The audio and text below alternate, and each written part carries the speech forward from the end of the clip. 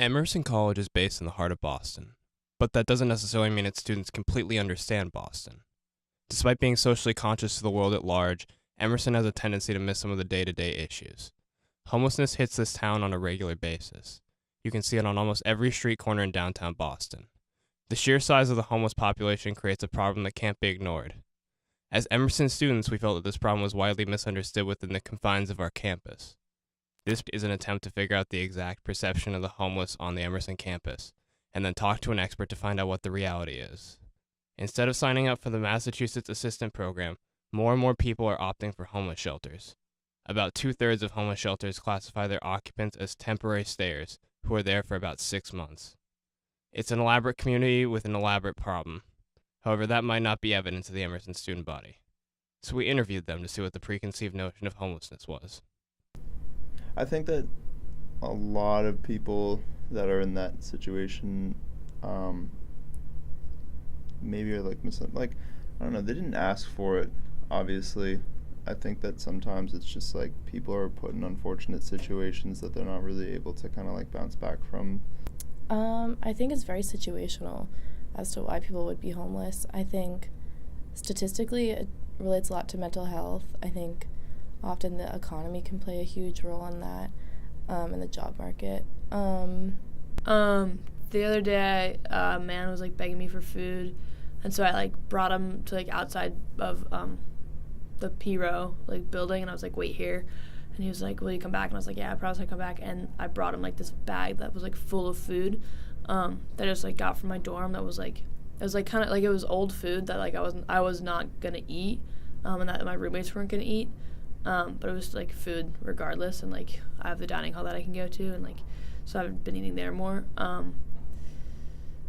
But I usually try to give them, if someone's like begging me for food, I definitely try to give them food, because being hungry is a bad place to be. Begging for food, I'm more likely to give them food if I have food than I am to give them money, because I feel like then I'm directly helping them, and the money I don't want them to be going to spend that on something like drugs or alcohol to feed the addiction that they potentially have. Often I don't really have food on me. I've never honestly given someone food, but I'd be much more likely to go get them a sandwich or water or something.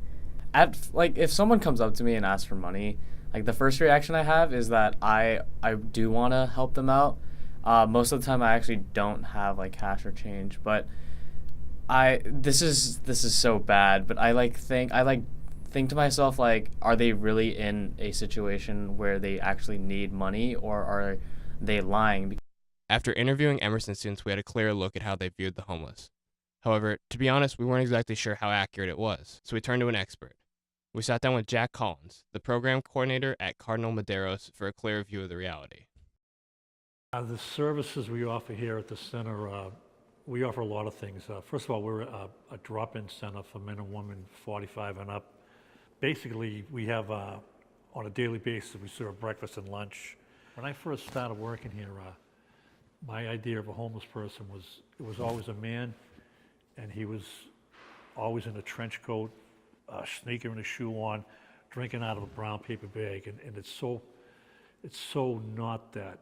And one other thing that which kind of astounds me, the average age of a homeless person around here is like under 10 years old, 9 years old, which sounds incredible, but there's a lot of homeless families, I'm finding out now.